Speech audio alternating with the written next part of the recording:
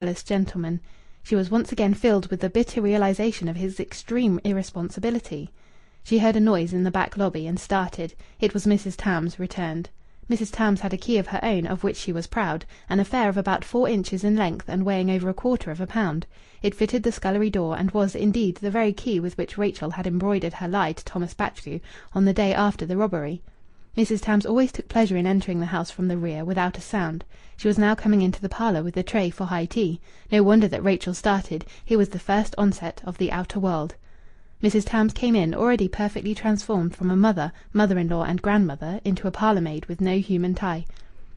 "Good afternoon, Mrs. Tams." "So you've got back, ma'am."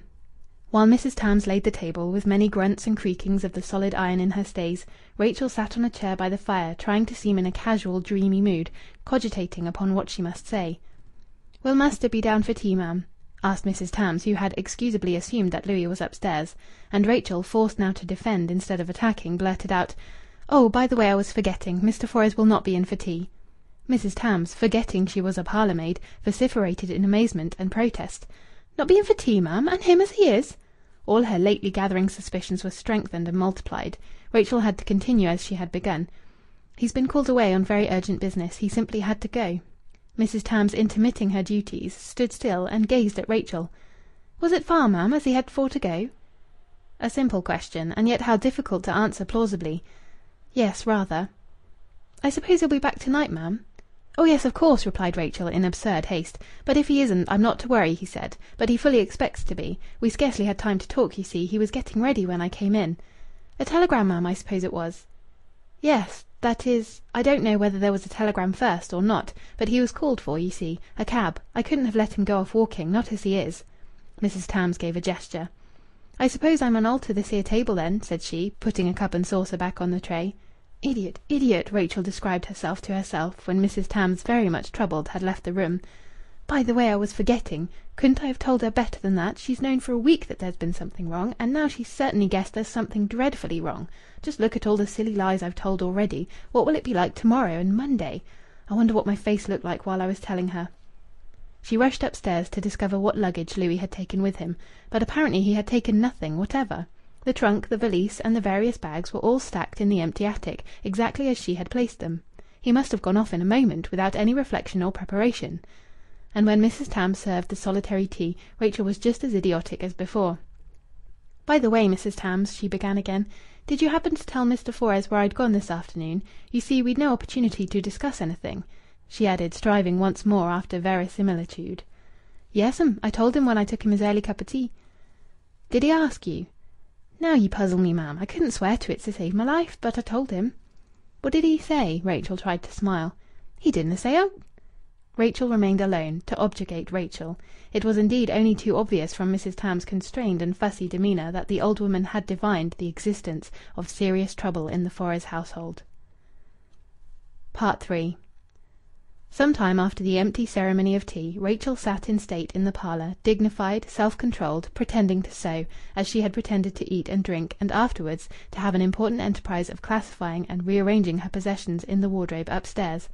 Let Mrs. Tams enter ever so unexpectedly, Rachel was a fit spectacle for her, with a new work-basket by her side on the table, and her feet primly on a footstool, quite in the style of the late Mrs. Maldon, and a serious and sagacious look on her face that the fire and the gas combined to illuminate. She did not actually sew, but the threaded needle was ready in her hand, to move convincingly at a second's notice, for Mrs. Tams was of a restless and inquisitive disposition that night. Apparently secure between the drawn blinds, the fire, the Chesterfield, and the sideboard, Rachel was nevertheless ranging wide among vast, desolate tracts of experience, and she was making singular discoveries. For example, it was not until she was alone in the parlour, after tea, that she discovered that during the whole of her interview with Julian Maldon in the afternoon she had never regarded him as a thief. And yet he was a thief, just as much as Louis. She had simply forgotten that he was a thief. He did not seem to be any the worse for being a thief. If he had shown the desire to explain to her by word of mouth the entire psychology of his theft, she would have listened with patience and sympathy. She would have encouraged him to rectitude. And yet Julian had no claim on her. He was not her husband. She did not love him.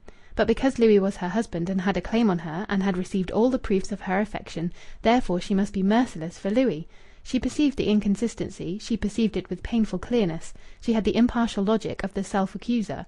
At intervals the self-accuser was flagellated and put to flight by passionate reaction, but only to return stealthily and irresistibly. She had been wrong to take the £450 without a word. True, Louis had somewhat casually authorized her to return half of the sum to Julian, but the half was not the whole. And in any case she ought to have told Louis of her project. There could be no doubt that, immediately upon Mrs. Tams's going out, Louis had looked for the £450, and in swift resentment at its disappearance, had determined to disappear also. He had been stung and stung again, past bearing, she argued, daily and hourly throughout the week, and the disappearance of the money had put an end to his patience. Such was the upshot, and she had brought it about. She had imagined that she was waiting for destiny, but in fact she had been making destiny all the time, with her steely glances at Louis and her acrid, uncompromising tongue. And did those other men really admire her? How, for instance, could Thomas Batchgrew admire her, seeing that he had suspected her of lies and concealment about the robbery?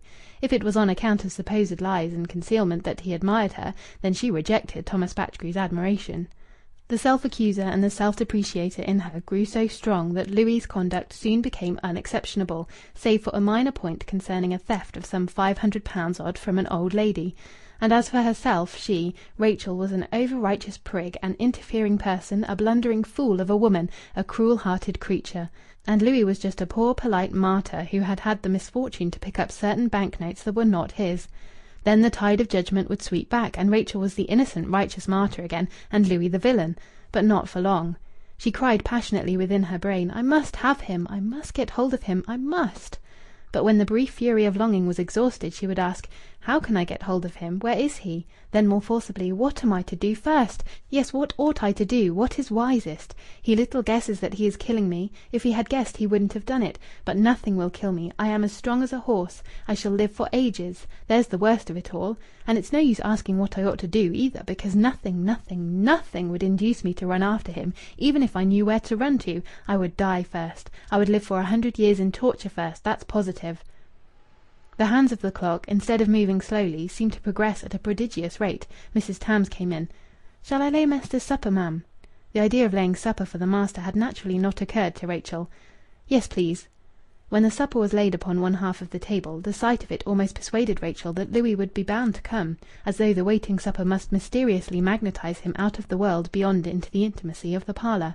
And she thought, as she strove for the 100th time to recall the phrases of the letter, "Perfectly satisfactory explanation. Suppose he has got a perfectly satisfactory explanation.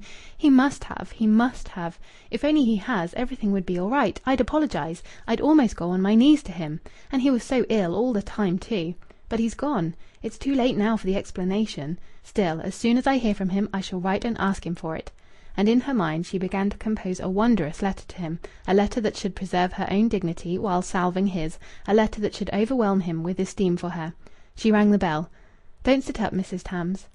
And when she had satisfied herself that Mrs. Tams, with unwilling obedience, had retired upstairs, she began to walk madly about the parlour, which had an appearance at once very strange and distressingly familiar, and to whisper plaintively and raging, and plaintively again, "I must get him back. I cannot bear this. It is too much for me. I must get him back. It's all my fault."